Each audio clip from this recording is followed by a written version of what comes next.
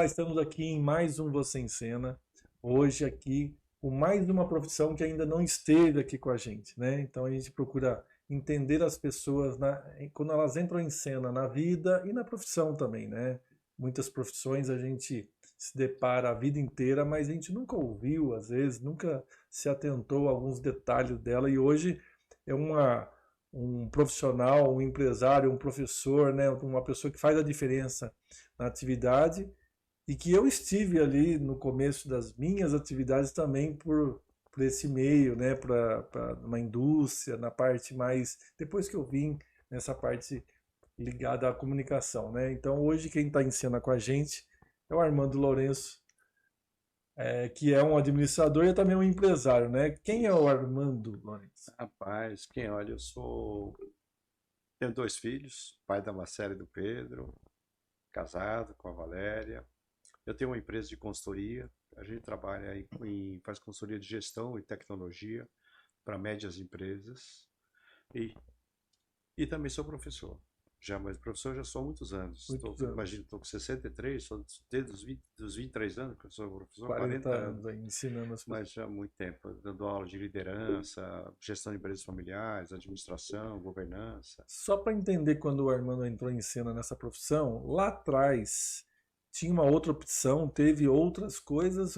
Como foi o início profissional do Armando? Olha, como é que foi o início profissional? Eu acho que desde moleque eu sempre quis dar aula, sempre, Sim. sempre quis dar aula. Então, professor era já Era, uma era uma vocação. coisa. Minha mãe foi professora, acho que isso me Ah, incentivou sim. bastante. Eu sempre quis ser professor. E quando eu acabei a faculdade, um ano antes de acabar a faculdade, eu fui falar com o diretor desse meu desejo de dar aula. E ele falou, olha, é uma coisa inédita, tal, geralmente as pessoas vêm por outro caminho, tal, você é novo, não tem pós-graduação, nada, mas eu vou fazer, você vai passar por uma banca aqui, vamos ver se você passa. Aí fizeram uma banca de professores, a maioria eu conhecia, e eles aprovaram, e eu comecei a dar aula. Eu dava aula para pessoas de dependência, adaptação, era um horário antes do horário de aula, às seis e Sim. meia da tarde, e comecei a dar aula por ali. Mas eu trabalhava já. Eu trabalhava numa empresa, Calói, e eu Aqui em São Paulo mesmo. aqui em São Paulo Aqui, né, mesmo. perto E de eu Santa Mara, muito, ali. era em Santa Mara. Hoje não é mais. Não, né? E aí, muito tempo eu dava aula à noite eu trabalhava na Calói.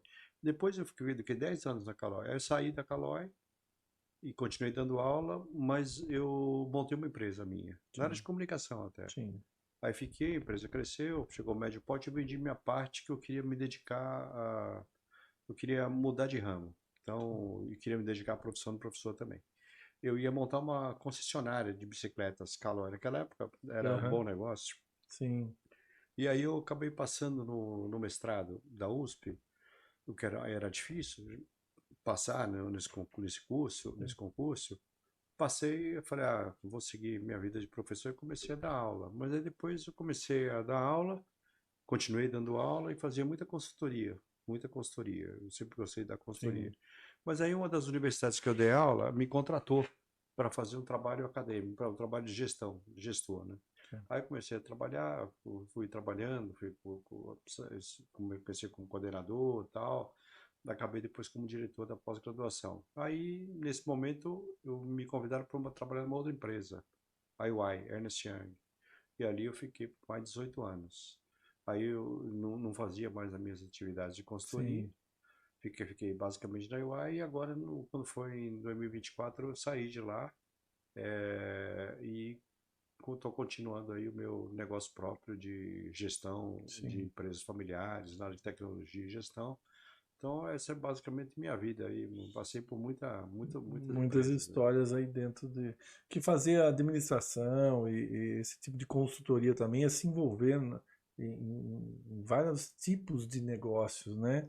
É, com essa experiência aí, né? Quando você passa por várias gerações, vamos dizer assim, né? Várias fases da economia do país, várias fases até da sua profissão, né?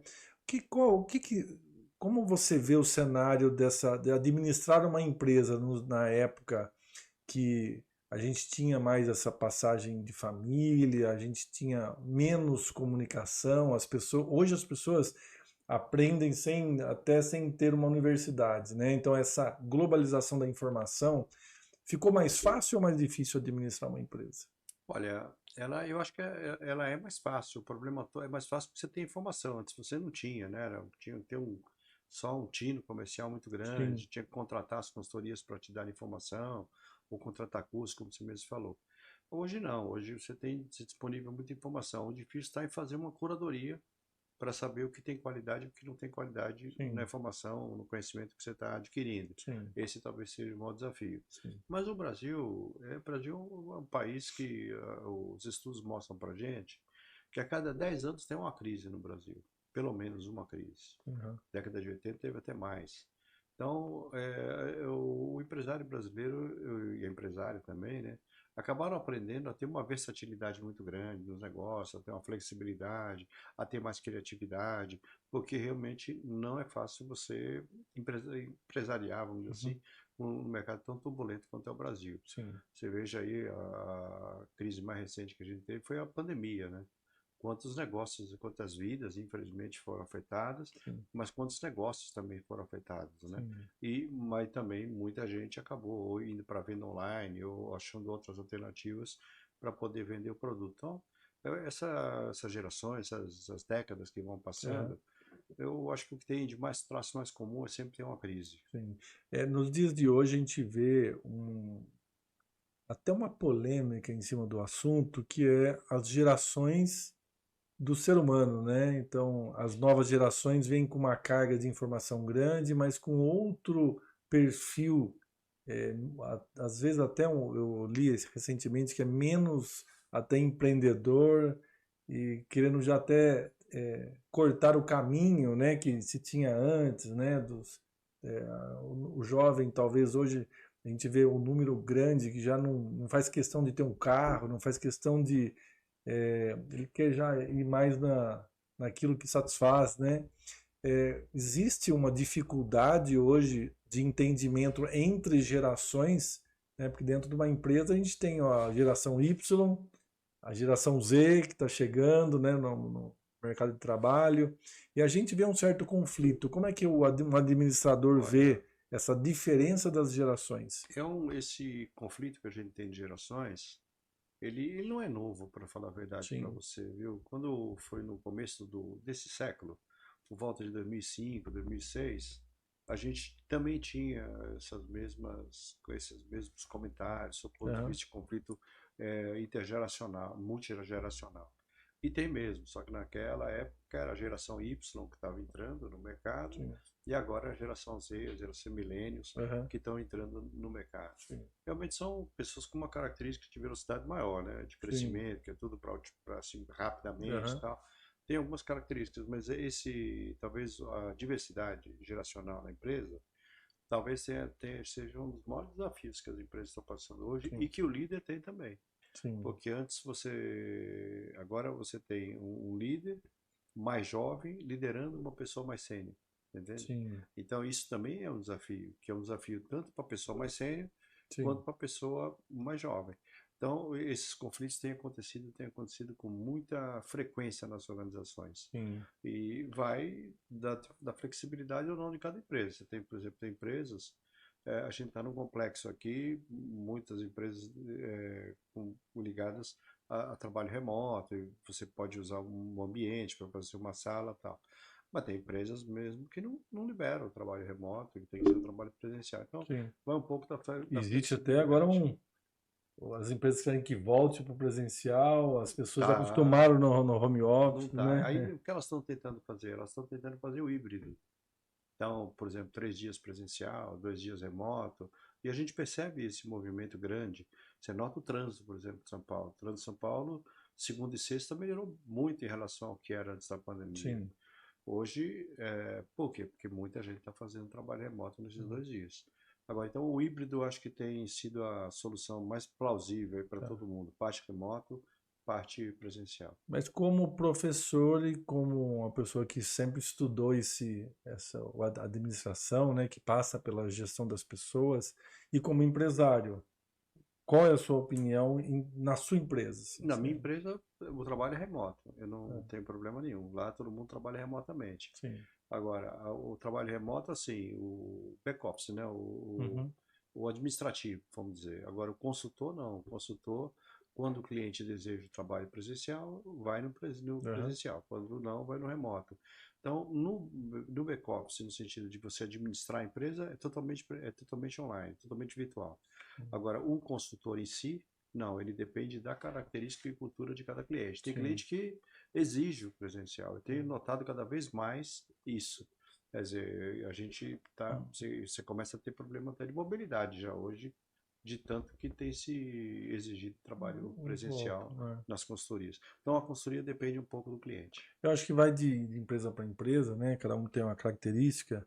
Na nossa, que é de comunicação, tem funções que tudo bem, a gente passa a fazer a remuneração também por entrega e pronto, tudo bem, entregou, né?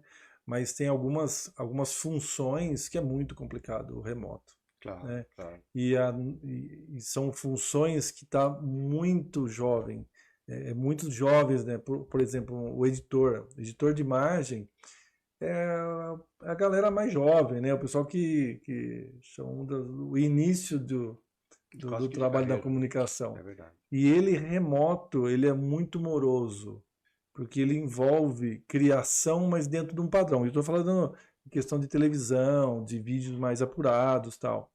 E o pessoal dessa geração, a maioria, eles relutam Trabalhar para trabalhar em casa, presencial. né? Então, Hoje, por exemplo, eu gravei dois podcasts com você, um podcast em dois uhum, episódios.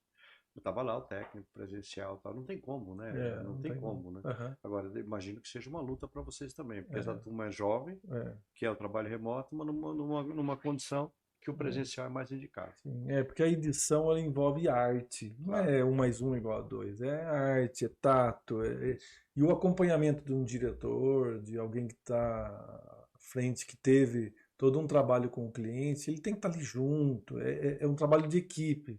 A pessoa sozinha vai muito pro gosto dela, Claro. e aí a hora que entrega já não tem mais prazo para refazer.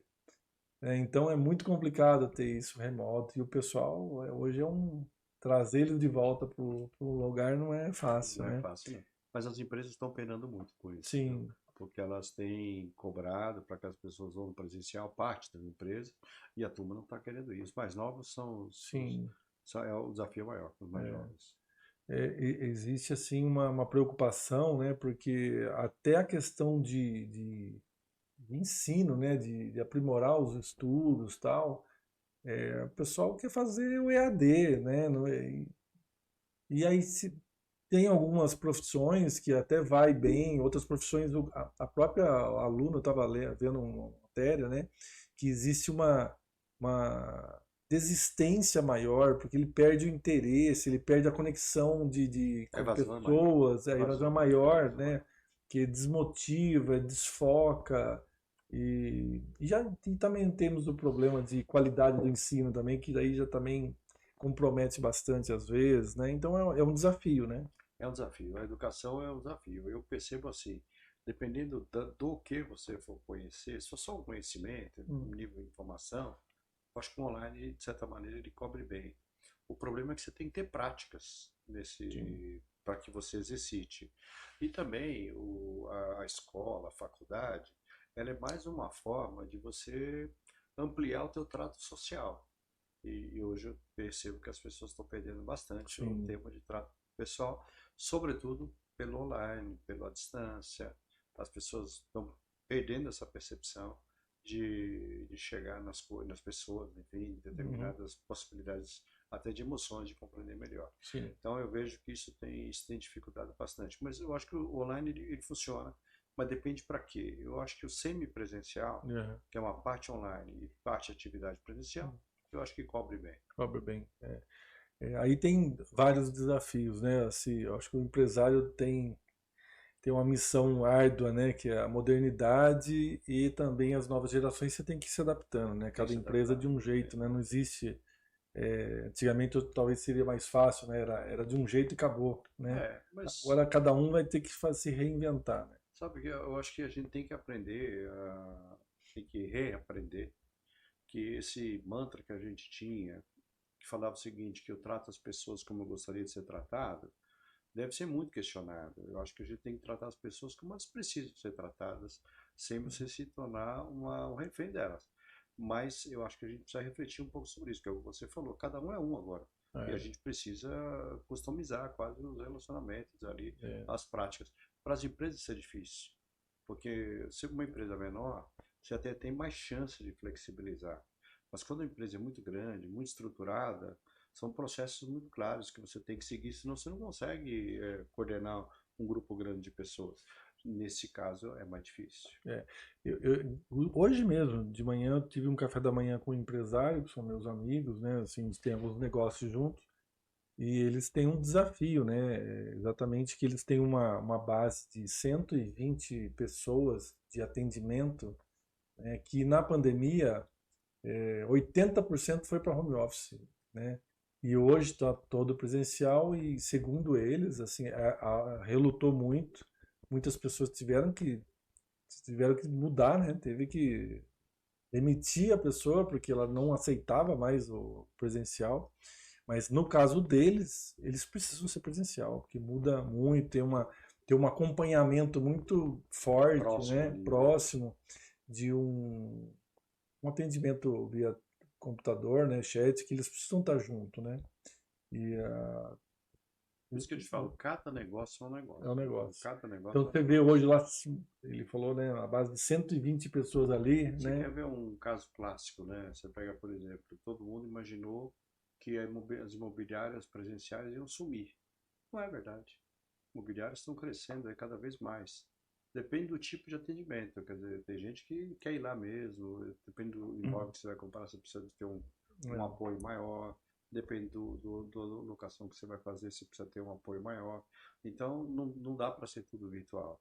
Acho que sim, foi assim, então, quando saiu as primeiras, essas imobiliárias virtuais, imaginou-se que ia mudar o mercado. Mas não mudou.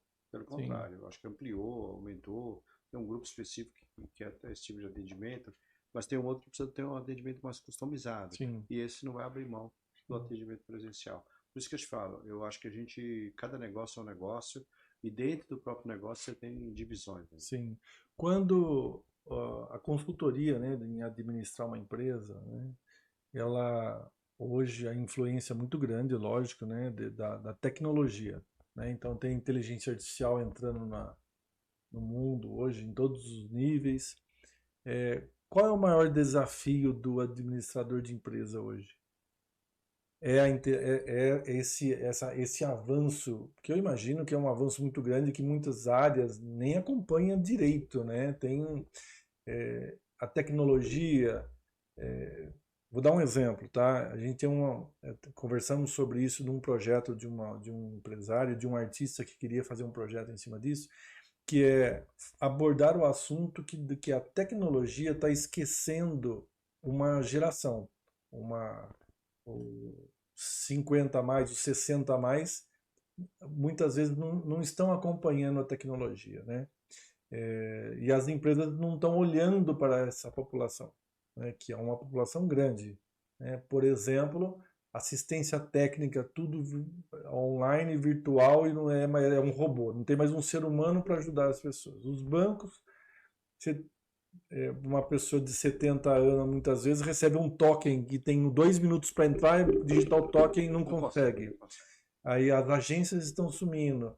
A administração das empresas estão sendo terceirizada a robôs e inteligências artificiais, estão esquecendo do ser humano. Como é que é para um administrador ou quem dá, né, o senhor no caso, a assessoria para uma empresa tem esse tipo de Tem, discussão? acho que Tem esse... tem, mas eu acho que as empresas agora elas estão percebendo que não dá para ser 880. Tanto é que você vê que tem muitas agências bancárias, muitas fecharam, mas muitas continuam, justamente para ter um atendimento presencial para um grupo de pessoas que no online não funciona. Então isso está ocorrendo para todos os serviços, né? Quer dizer, ou seja, o que eles puderem colocar tecnologia para dar mais eficiência, as empresas vão fazer. É. Mas elas estão abrindo outros canais ou tendo outras opções para pessoas se relacionar. São mais difíceis, E acaba é até verdade. diminuindo postos de trabalho, e também a população está crescendo, né? Eu vi o próprio Elon Musk, né, dizendo que vai chegar um curto tempo aí, não é muito lá na frente não, que não vai ter emprego para todo mundo, né? Porque a tecnologia ela ocupa um dinamismo necessário, mas ela também tira alguma coisa ou tira ou muda, né? As pessoas têm que se qualificar muito mais e nem todos vão ter também a vaga na qualificação e a população vai crescendo cada vez mais, não vai parar isso, né? Então acho que a empresa tem que olhar para o ser humano um Tem pouco, que né? olhar para o Porque ser humano. senão, E o ser humano, na realidade, na minha opinião, o desafio das empresas hoje não é no campo da tecnologia, porque a tecnologia ela equaliza as empresas, elas colocam todo mundo praticamente no mesmo lugar.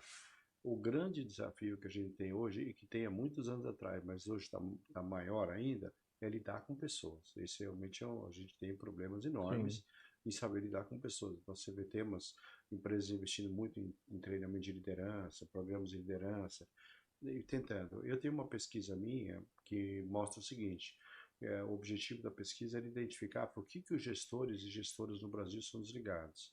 E aí eu fiz essa pesquisa e identifiquei o seguinte, que 83% dos gestores são desligados pelo comportamento e 17% por questões técnicas. Quer dizer, você contrata pelo conhecimento e desliga pelo comportamento. O desafio é realmente lidar com pessoas. sim, Esse pode ter sido. Você pode ter o máximo que você tiver de tecnologia, mas tem alguém por detrás daquilo. Agora, com relação a essa questão, se vai ter mais emprego ou menos emprego, eu acho que tem a turma do catastrófico também, que acho que não vai ter mais emprego, que não vai sobrar. uhum, Então, eu não acredito nisso, para sim, falar a verdade. Eu sou de uma geração que a gente passou por uma outra revolução tecnológica, que foi a informática. E quando veio aquela revolução da informática, para você ter uma ideia, as empresas, quando eu comecei a trabalhar nas empresas na Calói, só tinha computador de grande porte. Computador pessoal não existia, não isso existia. não Eu existia. trabalhava na Você Caterpillar trabalha nessa no época. Caterpillar, não existia. Então, aquilo foi uma novidade, né? Eu lembro quando chegou o primeiro computador, eu trabalhava na contabilidade, tinha 50 pessoas trabalhando, só tinha uma pessoa que mexia no computador, que fez treinamento, todo mundo passava, Sim, olhava para ver se era alguma coisa do outro mundo e tal. é, Mas então, o que eu estou querendo dizer, e não aconteceu nada disso, quer dizer, o é, que acontece é que surgem outras profissões também sim, que vão no lugar. Agora, o que é bem verdade é o que você falou. Talvez tenham pessoas que tenham que se fazer o que a gente chama de reskilling. Quer dizer, uma repaginar a sim, profissão da pessoa porque ela foi extinta. Essas profissões de entrada, por exemplo, entrada que eu falo de carreira para a sim, pessoa, sim, quando ela vai ser caixa de banco, quando ela vai trabalhar num call center para telemarketing, são profissões de entrada, isso tende a diminuir bastante mesmo, sim, sensível. Isso a inteligência artificial está ocupando. Mas você vai ter outras funções que as pessoas vão poder desempenhar. Mas para isso você vai ter que realmente se requalificar. sim, Eu acho que a área de educação ainda vai dar uma reviravolta no mundo, viu? sim, Hoje não é que ela está em queda, porque é tanta possibilidade de você ter informação é, que as pessoas já não estão mais com aquele fervor de fazer sim, universidade. E também a gente tem um outro problema, né? A pirâmide etária do Brasil está mudando. Então está nascendo menos gente aham, e tem pessoas mais velhas. Então sim, significa que muita gente está formada. Então as pessoas mais novas que teoricamente se formariam também não estão se formando. uhum, Mas a educação vai dar um pulo ainda, porque as pessoas não vão perceber que os treinamentos mais técnicos vão fazer mais sentido para a sim. pessoa. A gente, lendo, né, alguma pesquisa sobre o Armando, né, o Armando tem aí um histórico de professor universitário, tá sempre se atualizando, tá, mentor, então tem toda essa bagagem. Mas o professor que não é empresário também, ele é só professor, tá lá só na faculdade. Hoje, eu tenho, assim, fico sempre pensando, né, o aluno com o IA na mão, com os computador na palma da mão, com toda essa tecnologia, ele consegue acompanhar? É Como é difícil. que ele consegue? Eu imagino o aluno que é bem atualizado e bem rápido, ele consegue aprender de tudo hoje sem precisar de ninguém. Você Como é que ele está chega lá na faculdade e ele vai aprender? você tá dando aula hoje, você fala o número, a pessoa na hora fala, não, mas não é esse, é É, aquele, e tal, checa, nossa, e tal. Não, isso é bem comum, mas eu acho que você tem que fugir do padrão tradicional daquele professor informacional. Tem que se sobretudo na reinventar, universidade. né? Porque se ele for lá para dar uma aula professoral, no sentido de falar lá 2, 3 horas seguidas, ninguém aguenta mais, nem ouvir. E muita coisa a pessoa já até sabe, de uma maneira ou de sim, outra. Não com todas as profissões, mas uma grande parte delas isso acontece. Então o professor tem que se reinventar. sim, Ele tem que se reinventar porque ele, cada vez mais, ele deixa de ser um professor no sentido mais professoral da sim, palavra e passa a ser um facilitador do conhecimento. sim, Então ele é um facilitador no sentido de você criar algumas dinâmicas para as pessoas aprenderem a partir do evento prático. Ele vai facilitar no sentido de fazer uma curadoria, indicando os melhores conteúdos para os professores, para os alunos. Ele vai facilitar no seguinte, questionando os alunos a refletir coisas que muitas vezes uma videoaula não passa. A sim, videoaula não tem a capacidade de reflexão. Ela aham, passa um conceito, porque algumas pessoas vão refletir mais, outras menos. sim, Mas não é todo mundo. Então o professor tem essa possibilidade de chegar. Muda o formato da aula. sim, Se você for realmente com esse formato, de achar que você vai dar aula lá, eu dou aula, por exemplo, no MBA, são 4 horas a aula, começa às 7 e termina às 11. Se você vai com esse objetivo de dar aula das 7 às sim. 11, não fica ninguém para assistir a aula. Porque eu lembro, em 89, muito tempo atrás, eu já tinha dó dos professores, porque eu ia para a faculdade, eu estava na Caterpillar ainda, a Caterpillar me pagava a faculdade, tudo. Só que meu dia a dia na Caterpillar como inspetor de qualidade, quando eu chegava lá na aula, o cara tava dando coisa que já estava obsoleto na empresa. Claro. Então, assim, aí eu imagino hoje. Hoje, você imagina, eu fico pensando hoje, às vezes, um professor de tecnologia. Nossa, A garotada, você tá a mil, você tá onde já fizeram 20 cursos, né, pela internet, já estão lá na frente. Fora que você tem, é como se fosse você dar aula, por exemplo, de Excel. Se você for dar aula de Excel, você tem que dividir a turma entre básico, intermediário, avançado, aham, senão você não consegue dar uma aula homogênea para as pessoas. Mas você imagina tecnologia de maneira ampla, cada um não tem estágio intermediário, avançado e básico, todos são tudo ao mesmo tempo. Então, isso é difícil dar aula hoje. Eu penso isso, né? Eu tenho, pelo menos eu tenho tentado me transformar dando sim, aula. Se você continuar naquela aula convencional, sim, não fica. Denota, por exemplo, que os MBAs estão perdendo muitos alunos, muitos alunos. Primeiro, parte porque o número de jovens é menor, isso sem dúvida nenhuma. E segundo, porque muitos estão migrando para outras iniciativas. Eu tenho visto muitas imersões no mercado. Agora o pessoal vai lá, faz uma imersão de um fim de semana, tal, sim, fica sexta, sábado, domingo estudando. É um outro formato de estudo. sim. Vamos ver. Na Coreia é um pouco assim. Já é assim? Na Coreia, bom, eles levam a educação de uma maneira até diferente, né? Lá, família coloca isso como prioridade máxima, né? E eu, quando eu fui fazer um documentário na Coreia, eu entrevistei, né? No documentário a gente pesquisou, a gente foi entrevistar um mineiro, que era professor de letras lá na Ah, Coreia, é? que é legal, né? Lá, por exemplo, no dia da grande prova, que é como se fosse o nosso Enem aqui, não funciona o aeroporto, não funciona, todo o ecossistema da cidade Para isso. para isso. Por causa do barulho, por causa do trânsito, por causa de tudo. Eles levam muito a sério. As famílias vão junto. Aqui o aluno vai lá fazer o neném e volta. Como é que foi lá, né? Lá não, lá é muito sério, né? Porque lá a pessoa que está fora do mercado de trabalho e não tem capacitação, Não entra. é um distanciamento demais do poder aquisitivo, tudo, porque lá a diferença do pobre e do rico é brutal, né? Então todo mundo tem que seguir, só que tem um grande lance lá que se você estudar, se a família levar, se o jovem entender o papel dele, o governo vai até o fim com ele. Ele vai levando junto, não é quem tem dinheiro que vai na melhor faculdade. Lá todo mundo é analisado o poder aquisitivo da família e todo mundo tem a mesma Oportunidade. oportunidade das Sabe, mesmas faculdades.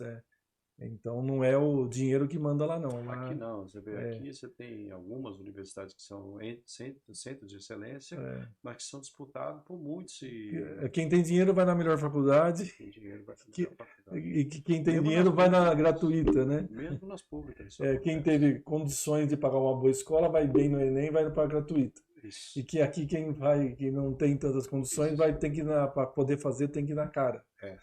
Então, Tá tudo invertido, né? E os filhos do Armando, como é Meus filhos têm, eu tenho o meu filho Pedro, tem 28 anos, está seguiu a trabalhando, carreira? trabalhando na EY, na mesma empresa que eu estava. É. Está fazendo lá, é auditor, foi promovido agora em julho como auditor sênior. Tá bem, tá indo bem, direitinho. Mas assim, como um garoto, um jovem de 28 anos, se puder, só trabalha em casa, né? Ainda bem que lá eles não deixam trabalhar 3 vezes presencial. Quer dizer, não deixa assim, eu acho que a equipe dele que exige Sim. trabalhar presencial, né? Eles têm lá uma orientação de híbrido, né? Depois, a minha filha trabalha no escritório de advocacia, foi promovida ano passado a advogada sênior e, se der tudo certo, ela vai fazer um intercâmbio ano que vem e quando voltar já vira sócia do escritório. Então, Já já está estão todos encaminhados e de todos sucesso. todos encaminhados e graças a Deus estão se tornando bons adultos. Isso é muito bom. uma dos objetivos, né, da família, é deixar Família. os filhos andando na. Armando, adorei a gente colocar você em cena aqui para a gente entender essa profissão, né? Eu acho que é bonito, além da profissão, quando vira o mentor, porque quer ajudar os outros da profissão, né? E as empresas. Então, eu acho que é muito bacana esse. Você sabe que eu tenho uma vocação mesmo, acho que para transmitir conhecimento, experiência. Eu tenho 2 podcasts que eu gravo com vocês, Sim. o Encontro com a Liderança e o Café com Empresa Familiar. Os 2 não tem custo nenhum, as pessoas entram, eu tenho um canal no YouTube, canal do Armando Lourenço, que tem vários vídeos também, escrevo artigo direto. Então, sempre que eu posso, eu tô compartilhando conhecimento, sempre que eu posso. E você sempre gostou assim de passar dessa maneira? Sempre. Porque hoje é tão democrático, né? A gente não é porque é o nosso negócio, mas eu venho da TV e na televisão a gente poucos tinham a chance de dar uma entrevista, poucos tinham a chance de discutir. Hoje Sou de comunicação, então é uma democracia. Então nós discutindo da nossa maneira, né? Do nosso olhar. O meu olhar é de informação, né? De como é que na sua profissão você passa essa informação para frente, né? Então essa é a nossa curiosidade do Você em Cena. E eu sempre falo, né? Nesses 32 anos que eu estou em televisão, né? A maior parte eu só vi poucas pessoas davam entrevista, sempre os mesmos. Os comunicadores também era generalizado, né? Era o apresentador que apresenta de tudo, um médico, um empresário. Isso. E hoje a gente vê nichos discutindo assuntos. Médicos falando com médicos. O que eu acho grupos, bom. é Acho muito bom, é muito democrático. Aí as pessoas, acho isso bom, acho muito plural, democrático. E assiste quem é daquele nicho, quem quer ouvir de TI, vai ver 5 pessoas de TI discutindo. Então isso acho que acrescenta muito, né, na própria formação da opinião, do negócio, né? E é muito legal a gente ter esse espaço e a gente fica orgulhoso de ver projetos como vocês lá fazem, outros administradores assistirem, né, conteúdo gratuito, né? Isso. Muito obrigado, então, por estar aqui no Você em Cena. Obrigado. Você que está assistindo a gente aí na IPTV, né, que é o Roberto, o Ion, obrigado por essa dedicação de exibir o nosso conteúdo aqui. E hoje, quem esteve em cena, o Roberto, o Arnaldo dando uma lição aqui de administrador, de negócio, de disseminador também do que ele aprendeu na vida inteira e aí formando outros administradores, né? Grande abraço.